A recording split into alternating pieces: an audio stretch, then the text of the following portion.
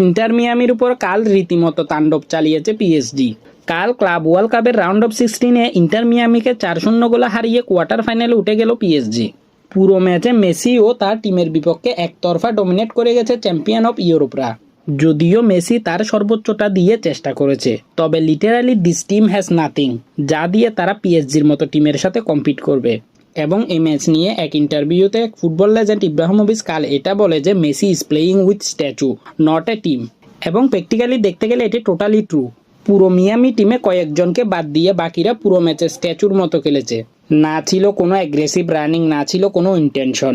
এখন এরকম একটা টিমকে আর মেসি তো একা টেনে নিয়ে যেতে পারবে না, বাট সে তার জায়গা থেকে যতটা পেরেছে করেছে।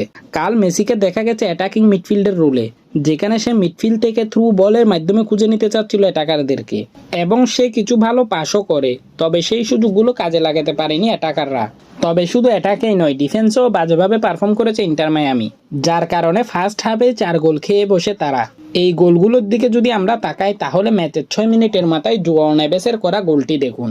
ফ্রি কিক নিচ্ছে পিএসজি এবং মায়ামির ডিবক্সের ভিতর দিয়ে কত ইজিলি রান করে চলে যাচ্ছে জোয়াও নেভেস। এই প্লেয়ারের মার্কার কই, এখানে সে ইজিলি রান নিচ্ছে।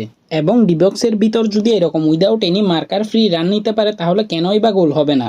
এবং হয়ও তা। এই ফ্রি কিক থেকে বল সোজা যায় নাবাসের কাছে এবং সেখান থেকে এক ইজি হেডারে গোল করে নাবাস। এরপর দ্বিতীয় গোলটি যদি দেখি তাহলে দেখুন, এই ডিফেন্ডার বল পাওয়ার পর তার কাছে 3টি পাসিং অপশন ছিল, যার মাঝে 2জনকে তো চাইলে সে ইজিলি বল পাস করতে পারত। বাট সে সেটা না করে কি করে, বল নিয়ে এদিক ওদিক করতে থাকে। এরপর পিএসজি প্রেস করে এবং বল ছিনিয়ে নেয় এবং বল পাওয়ার পর তারা এই পজিশনে চলে আসে। এখান থেকে এই গোল বাঁচানোর আর কারো সাধ্য নেই। এরপর চতুর্থ গোলটা দেখুন, কতটা দূর থেকে এই ডিফেন্ডারের সাইড দিয়ে রান নিচ্ছে বারকোলা। এবং এই ডিফেন্ডার কি করছে, ঘুমাচ্ছে, লিটারালি ঘুমাচ্ছে। তার পাশ দিয়ে এইভাবে রান নিয়ে বের হয়ে যাচ্ছে, তার কোনো হুঁশেই নেই। এবং আলটিমেটলি সেটাও গোল হয়ে যায়।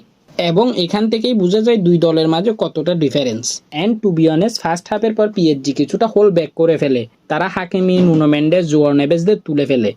আদারওয়াইজ এই ম্যাচ আরও দুর্বিষহ হতো ইন্টার মায়ামির জন্য।